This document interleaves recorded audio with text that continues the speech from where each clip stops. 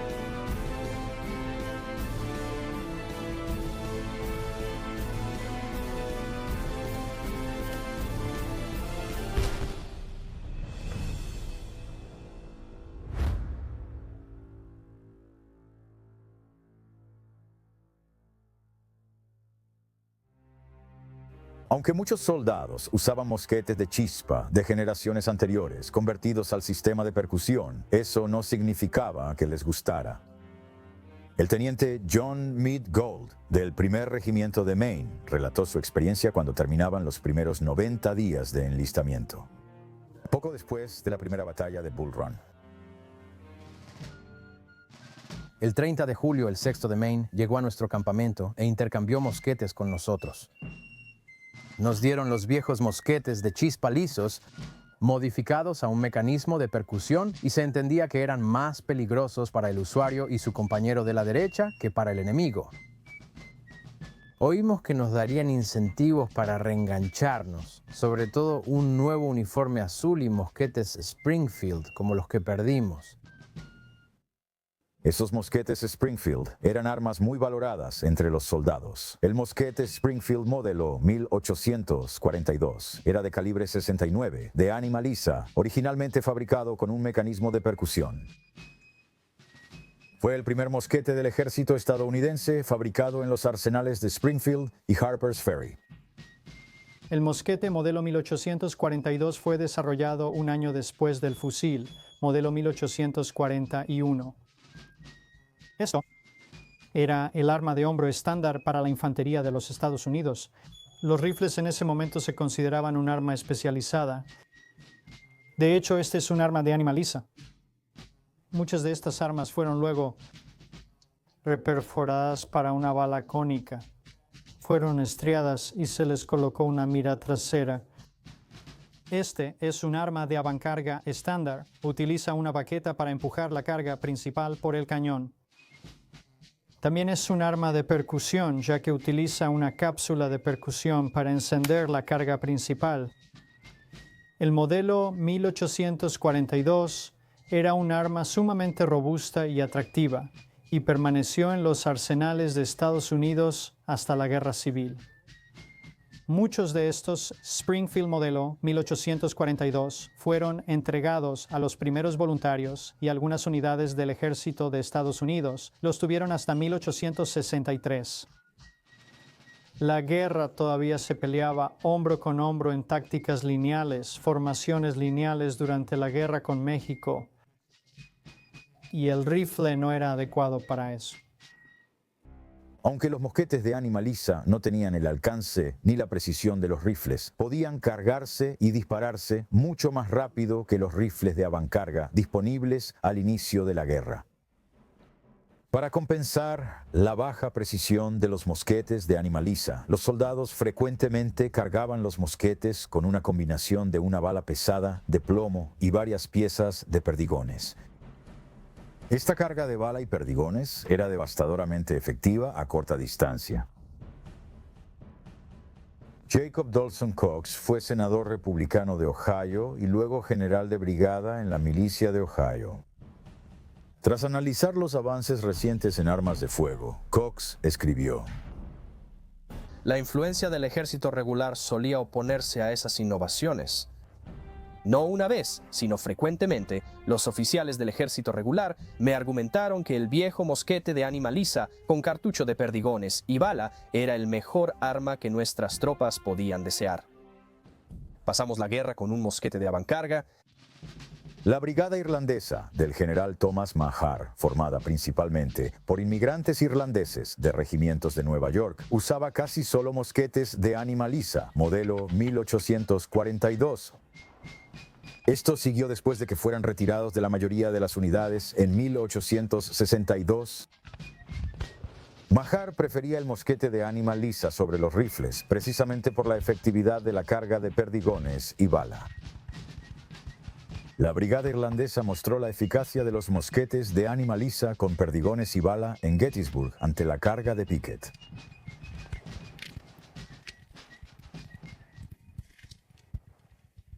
El rifle tenía claras ventajas sobre el mosquete de ánima lisa en alcance y precisión. Por lo tanto, en 1855, la armería en Springfield, Massachusetts, comenzó a planear un mosquete rayado que tendría un diseño único.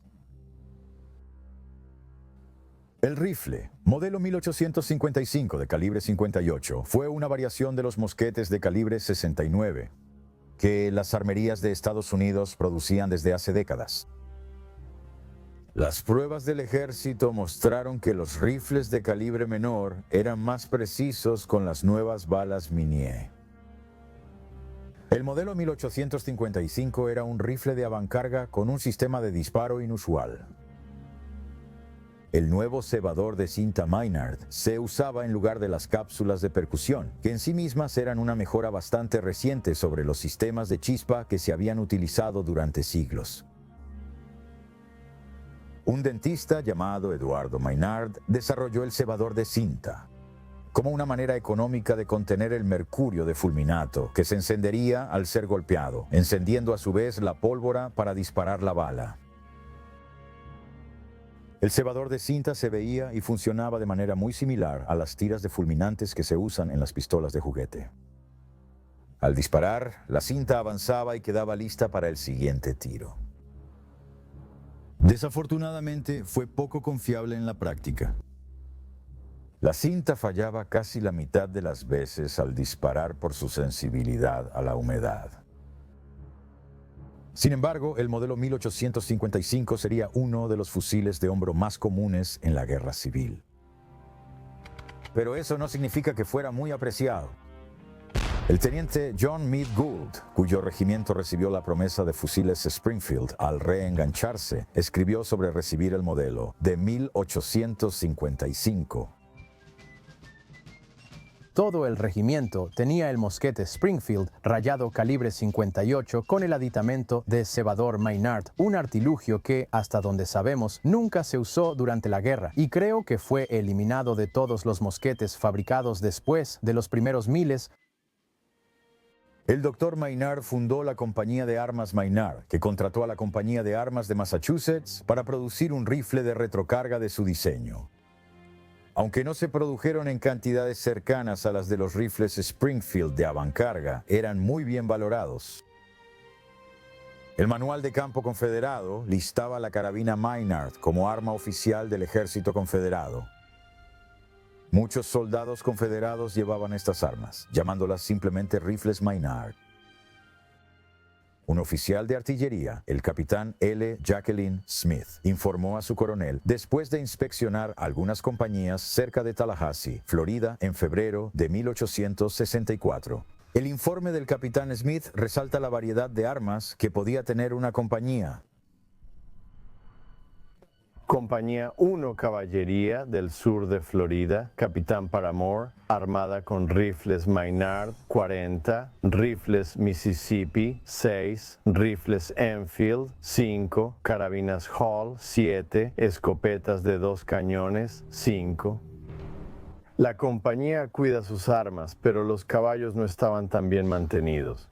Compañía del Capitán Griffin, 59 hombres, sin armas. Compañía del Capitán Gwynn, 73 hombres, armas recién recibidas, mosquetes de ánima lisa, calibre 69, en muy malas condiciones. La mayoría de los cerrojos en muy mal estado, el aspecto general de las armas es muy malo y sin duda pronto se volverán inservibles.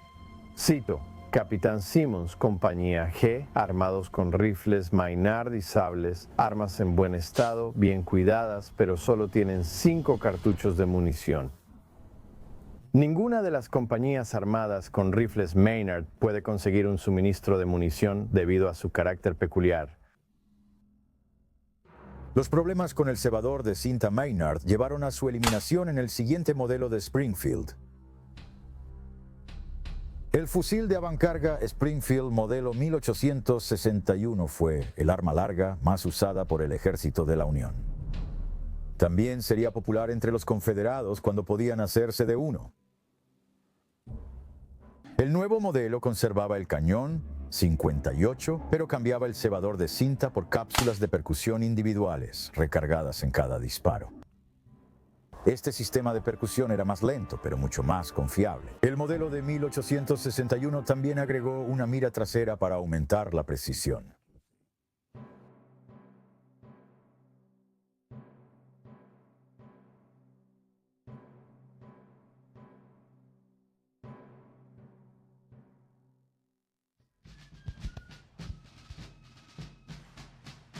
Los soldados de la Unión amaban sus rifles Springfield. Los confederados tuvieron que buscar en otro lado. El sur carecía del poder industrial del norte, y una vez que comenzó la guerra, el gobierno federal dejó de permitir que los fabricantes de armas del norte vendieran a los estados del sur. Al comienzo de la guerra, el 18 de abril de 1861, los soldados de la Unión que estaban en el arsenal de Harper's Ferry le prendieron fuego en un intento de evitar que cayera en manos de la milicia de Virginia que marchaba hacia ellos. Los residentes de Harper's Ferry, que dependían del arsenal para sus ingresos, apagaron el fuego y salvaron la mayor parte del equipo. Los confederados tomaron todo el equipo necesario para fabricar mosquetes y lo enviaron a Richmond. A principios de ese verano, el arsenal de Richmond comenzó a producir rifles siguiendo el modelo de Springfield. Aunque el arsenal de Richmond luego enviaría cientos de miles de armas a los ejércitos confederados.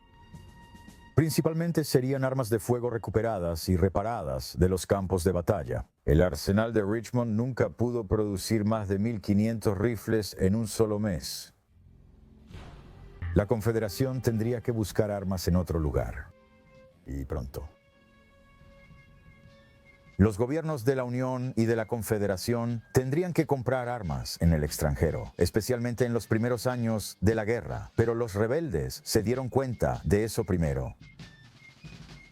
En abril de 1861, el gobierno confederado envió al capitán, luego mayor, Caleb Hughes, a Europa para adquirir las armas.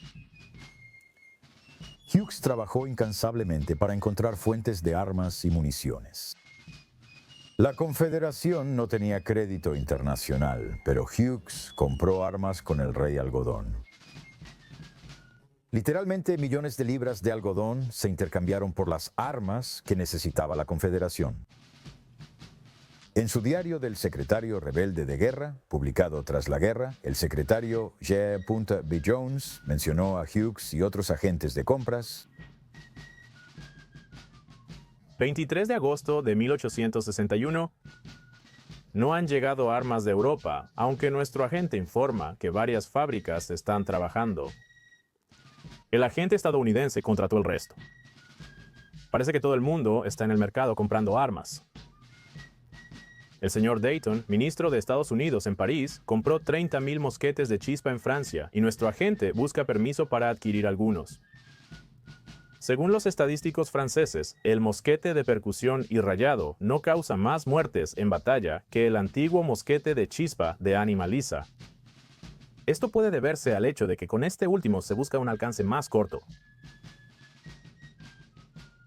Pero el gobierno confederado no estaba buscando mosquetes de chispa. En las directivas a los agentes de compras que trabajaban con Hughes, el secretario de la Marina Confederada escribió: si pueden comprar 10.000 buenos rifles Enfield, mosquetes con bayonetas, háganlo de inmediato, sin importar el precio. Hughes negoció contratos con los principales fabricantes de rifles en Gran Bretaña para adquirir el rifle Enfield británico modelo 1853, también conocido como el Enfield P-53, sería el arma principal del ejército confederado. Gran Bretaña enviaría casi 1 millón de estos rifles a América durante la guerra, la mayoría para la Confederación. El Enfield P-53 era un rifle de percusión .58. Disparaba balas cónicas Minié y era muy apreciado por su precisión. Es decir, la mayoría de los Enfields eran muy apreciados. Gracias a los esfuerzos de Hughes, la Confederación pudo comprar casi todos los Enfields fabricados a máquina con piezas intercambiables. En carta del 21 de mayo de 1861 a la Oficina de Artillería Confederada, Hughes escribió que tras llegar a Londres, un tiempo muy corto fue suficiente para comprobar que no había armas pequeñas en el mercado del carácter y calidad requeridos. Existían mosquetes disponibles en cualquier cantidad y con distintos nombres. Escuché de no pocos rifles Enfield. Al examinarlos, descubrí que casi todos no valían nada. Entonces hice averiguaciones en la Compañía de Armería de Londres para que ellos fabricaran rifles Enfield. Esta empresa supera en algunos aspectos a cualquier fabricante de mosquetes y es igual a las instalaciones gubernamentales en Enfield. Los rifles de esta empresa tienen partes totalmente intercambiables con precisión. No necesito explicar la importancia de la intercambiabilidad de piezas. Es ampliamente reconocido por los departamentos de guerra de todas las naciones civilizadas. La Compañía de Armería de Londres es el único establecimiento en Europa, excepto en las armerías gubernamentales, que trabaja bajo este principio. Propongo tomar de la compañía 10.000 rifles Enfield del último modelo gubernamental, con bayoneta, vaina, tetina extra, tapón y protector. la Confederación se convirtió en el cliente número 1 de la Compañía de Armería de Londres. Más de 70.000 rifles y 7.000 revólveres fueron enviados por la compañía a compradores confederados, aunque debían pasar por los barcos del bloqueo de la Unión. En cuanto a esos otros rifles de patrón Enfield que Hughes encontró, los que él consideraba en su mayoría inútiles, a menudo terminaban en barcos con destino a la Unión. Los agentes de la Unión también compraron muchos rifles Enfield, pero Hughes ya había asegurado el contrato con la Armería de Londres. Los rifles Enfield que compró la Unión solían fabricarse en talleres pequeños, ensamblados con piezas de distintos fabricantes menores. Las piezas no siempre eran uniformes, por lo que los Enfield ganaron mala reputación entre algunas unidades de la Unión. John Meade Gould de Maine escribió: El 21 de octubre entregaron mosquetes a los hombres, dando otra excusa a los primeros de Maine para quejarse nuevamente. ¿No se nos prometió un uniforme azul nuevo y mosquetes Springfield? Claro que teníamos el uniforme azul, pero mira estos mosquetes Enfield con sus cañones azulados y una madera que nadie puede identificar. Sin embargo, no eran un mal arma. En realidad, diferían poco del Springfield en eficiencia, peso, longitud y calibre, pero estaban muy por detrás en cuanto a calidad de fabricación. El regimiento de Gould tuvo más suerte que otros. Los fusiles Enfield del 35º de Infantería de Massachusetts eran defectuosos. Las boquillas del mecanismo de disparo eran frágiles y se rompían cuando el martillo del arma las golpeaba. los fusiles se usaron en toda la Confederación y demostraron ser armas confiables. El siguiente arma de fuego importada más común fue el Lorenz austriaco. Era un arma calibre 0.54, pero solía recalibrarse a 0.58. Muy valorado en Europa, el Lorenz fue adquirido rápidamente por agentes de compras de la Unión y la Confederación, que buscaban armas en Europa.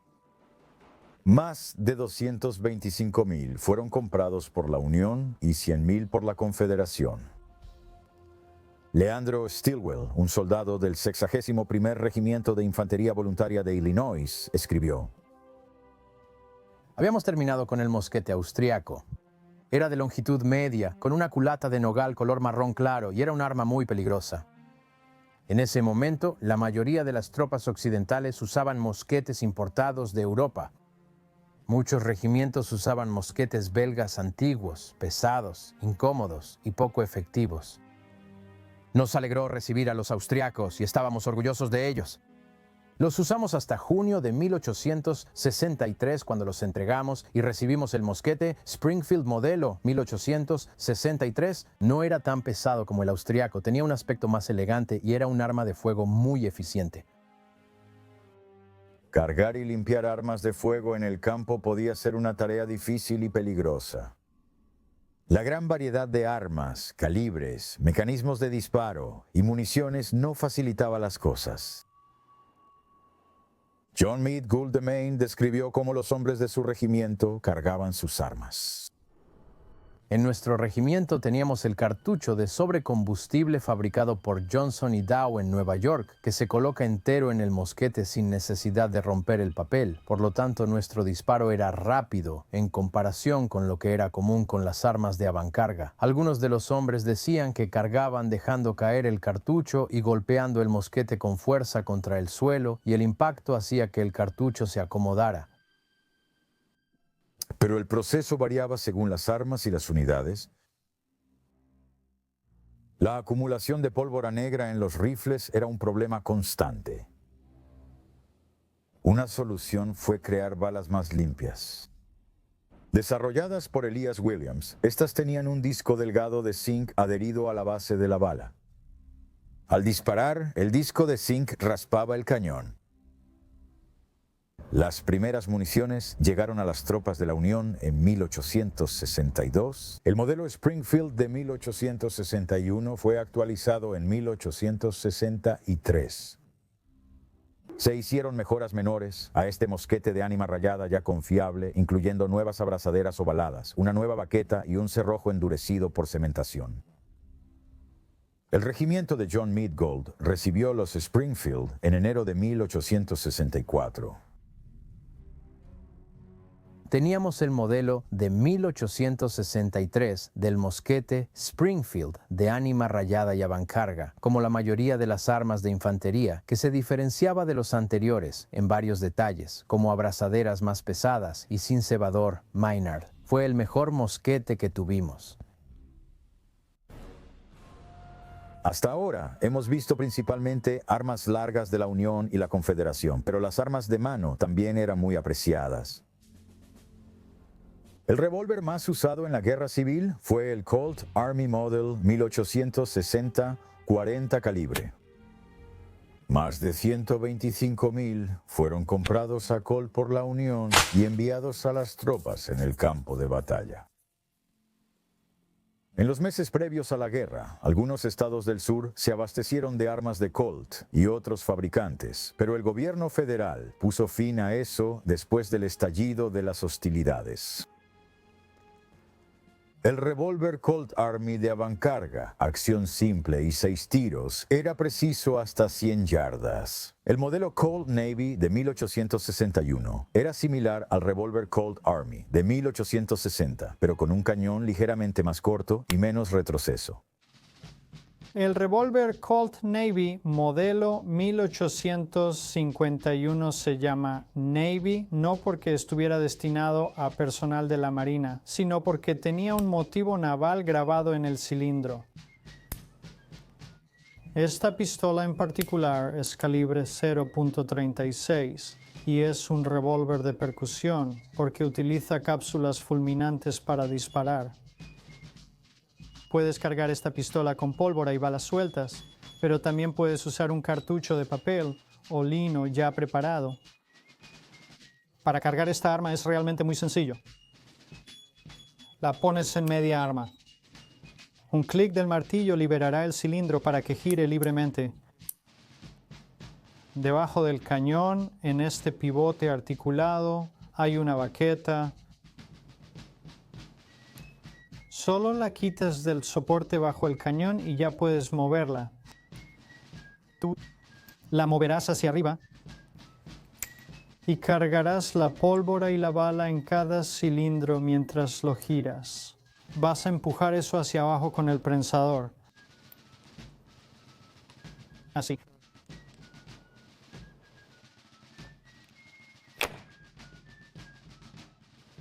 Luego usarás este pequeño recorte para poner una cápsula de percusión en cada cono o boquilla. Una vez que las 6 estén cargadas, un proceso que puede tomar alrededor de 10 minutos aproximadamente, a veces mucho menos, entonces ya estás listo para disparar. Este Colt Navy, junto con el revólver Colt Army, fueron los revólveres más utilizados durante la Guerra Civil.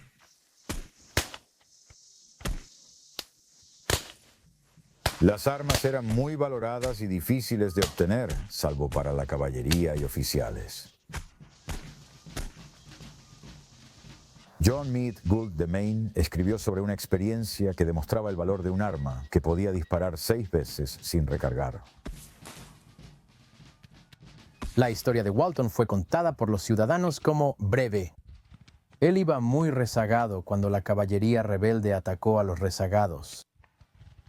Walton disparó y corrió hacia el campo, pensando que tal vez las cercas lo salvarían de la persecución. Un excelente jinete, los ciudadanos decían que era el propio General Ashby. Lo siguió y le ordenó rendirse. Walton siguió retrocediendo, recargando su arma. Era un tipo terco y obstinado. Rendirse sin luchar no era su naturaleza. Solo dijo: no me rendiré. Así el pobre Walton fue abatido antes de recargar su mosquete. Con estos dos combatientes, la cuestión no era quién luchaba mejor. Era una competencia entre el revólver y el mosquete de carga lenta, y el revólver ganó. Como en la historia de Gould sobre Walton, la mayoría de los revólveres de la Unión o Confederación acabaron en la caballería. El revólver era realmente el arma ideal para la caballería. También eran populares entre los guerrilleros en los estados fronterizos. Los revólveres de 6 tiros eran perfectos para emboscadas. Cuando un pequeño grupo de guerrilleros en Kentucky, Missouri o Arkansas emboscaba a una unidad desprevenida, ya fuera confederada o de la Unión, los rifles superiores de esa unidad difícilmente tendrían oportunidad contra la lluvia de balas que salía de los revólveres de 6 tiros de los guerrilleros. Estos guerrilleros portaban varios revólveres de 6 tiros para no quedarse sin responder al fuego. Cuando los soldados federales mataron a algunos de los asaltantes de Missouri de Bill Sangriento Anderson, recogieron 30 revólveres de los 6 cadáveres. Hay rifles y hay rifles. Así como un tirador es capaz de más que el soldado promedio, también es probable que quiera un rifle que sea más que el Springfield promedio. El teniente coronel Guillermo Ripley, de los primeros tiradores de precisión de Estados Unidos, escribió después sobre la formación y armamento de su unidad de Vermont. Ocasionalmente se encontraba un mosquete que era preciso en sus cualidades de disparo, y de vez en cuando un arma así caía en manos de un hombre competente para apreciar y aprovechar sus mejores características. Pronto se descubrió que un arma así, en manos de un hombre así, era capaz de lograr resultados que no podían obtenerse con un arma menos precisa en manos de un hombre menos hábil.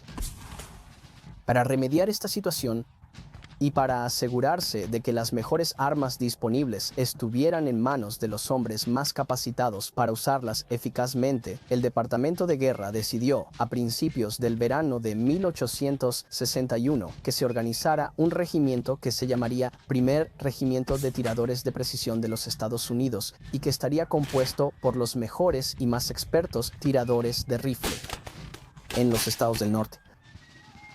El detalle del reclutamiento y la organización de este regimiento fue confiado a Hiram Burdon, entonces residente de la ciudad de Nueva York, él mismo un entusiasta amante del tiro con rifle y un tirador experto.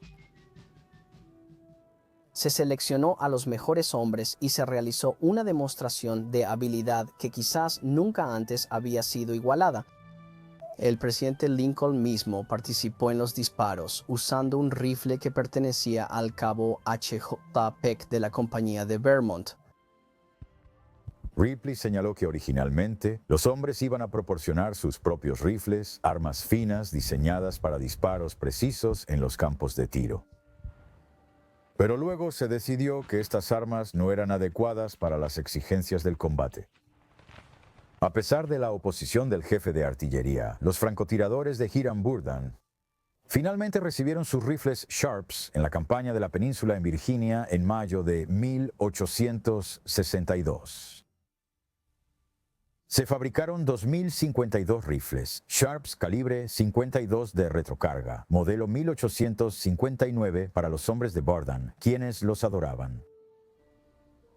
Los rifles de Christian Sharps eran atractivos por su diseño de retrocarga, que permitía recargar más rápido que los fusiles de avancarga, como los Springfield.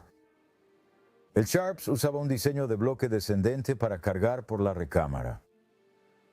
Los rifles Sharps estaban calibrados hasta 800 yardas, pero los francotiradores no dejaron que esto los detuviera. Una razón por la que los oficiales de artillería se resistían a ordenar rifles Sharps era que la producción de estos rifles retrasaría la producción de un arma mucho más popular, la carabina Sharps. Christian Sharps patentó la carabina Sharps en 1848. Durante la guerra, casi 100.000 armas Sharps se usaron en la Unión y la Confederación, en su mayoría carabinas de cañón corto. Como los rifles Sharps, las carabinas calibre .52 también se recargaban por la recámara para mayor rapidez. Los rifles Sharps y las carabinas eran muy valorados por las tropas que los usaban. La caballería de la Unión valoraba mucho las carabinas. El gobierno confederado valoró la carabina modelo 1859 y contrató a una empresa de Richmond para fabricar copias. Los francotiradores valoraban otros modelos además de los fusiles Sharps. Otros fusiles valorados por tiradores, pero no siempre por el jefe de artillería, eran el Henry y el Spencer, 56 por 56. El fusil Henry, diseñado por Benjamin Tyler Henry, era de carga por la recámara como el Sharps. Era el arma de hombro de disparo más rápido en la guerra civil, con un cargador para 15 cartuchos metálicos de percusión anular. Los oficiales se preocupaban de que tal cadencia de fuego significara muchas balas desperdiciadas. Los Henry nunca se proporcionaron en la misma cantidad que los Sharps, pero a menudo eran comprados por soldados individuales que esperaban que poder disparar hasta 30 tiros por minuto les diera una ventaja. De hecho, se decía que los soldados confederados llamaban al Henry ese maldito rifle yankee que cargan el domingo y disparan toda la semana. Pero los soldados rebeldes también lograron conseguir rifles Henry. Se incautaron muchos rifles Henry, o fueron comprados de manera privada por los sureños. El gobierno confederado no solicitó estos rifles de repetición, pero estaban en el mercado abierto y muchos fueron adquiridos por o para soldados confederados. Aunque la mayoría de los Henrys usados por el sur eran capturados del norte, la caballería de Virginia aprovechó especialmente los rifles Henry tomados de la primera caballería de Distrito de Columbia, la única unidad federal totalmente equipada con Henrys. El rifle Henry tendría otra vida tras la guerra, evolucionando en el famoso Winchester 1866. Tipos como Christian Sharps fueron muy innovadores en sus diseños de rifles de retrocarga, pero aún estaban limitados por el hecho de que usaban cartuchos de pólvora negra. Todavía no habían evolucionado al cartucho metálico autocontenido. Con el Spencer todavía tenías un cartucho de papel, casi como una funda de papel flash para la bala que contenía la pólvora. Lo ponías en la recámara y levantabas. El bloque descendente en Spencer y Sharps. Aún debías poner una cápsula de percusión en el arma. Estaba evolucionando de tener que usar una cápsula de percusión como hacías con el Burnside o Smith o Gwin y Campbell, lo cual dificultaba la capacidad de disparar rápida y repetidamente con carabinas durante la Guerra Civil. Fue el desarrollo del cartucho de percusión anular calibre .44 que apareció primero en el rifle Henry y el cartucho calibre .56 que estaba en la carabina y rifle Spencer, lo que realmente aceleró el desarrollo y uso de las armas de fuego gracias a la potencia de fuego superior durante el periodo de la Guerra Civil. Los rifles Spencer, creados por Cristóbal Spencer, se usaron más que los Henry. Al igual que el Henry, el Spencer 56x56 usaba un cartucho metálico de percusión anular. El cargador de 7 tiros del Spencer era la mitad del Henry y tardaba un poco más en recargarse. Era un arma más resistente, ideal para el camino y el combate, y su cartucho era mucho más potente que el de 0.44 del Henry. Al igual que el Henry, el Spencer usaba un diseño de bloque rotatorio para alimentar los cartuchos en la recámara con el jalón de una palanca. El ejército prefirió el Spencer en las pruebas y al principio ordenó 10,000. El teniente coronel Grover S. Wormer, al mando de la 8ª Caballería de Michigan, escribió a su cuartel general en julio de 1863. Nuestros rifles Spencer demostraron como antes ser un terror para los rebeldes. Pensaron que éramos una fuerza mucho mayor de lo que realmente éramos, cuando cada hombre puede dispararles 7 tiros tan rápidamente. Es la primera vez en la guerra que hubo más muertos que heridos. Hasta donde llegan los informes, al menos hay 3 muertos por cada herido, y este hecho se debe a la terrible eficacia de nuestros rifles. Por muy bien que disparara el rifle de un soldado, siempre existía la posibilidad de que el arma se volviera aún más valiosa en una situación que no involucrara pólvora en absoluto.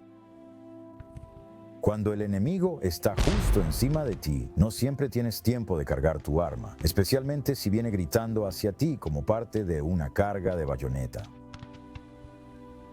Las bayonetas no se usaron tanto en la guerra civil como en guerras anteriores, en gran parte debido a las mejoras en las armas de fuego que permitieron mayor alcance y una mayor cadencia de disparo.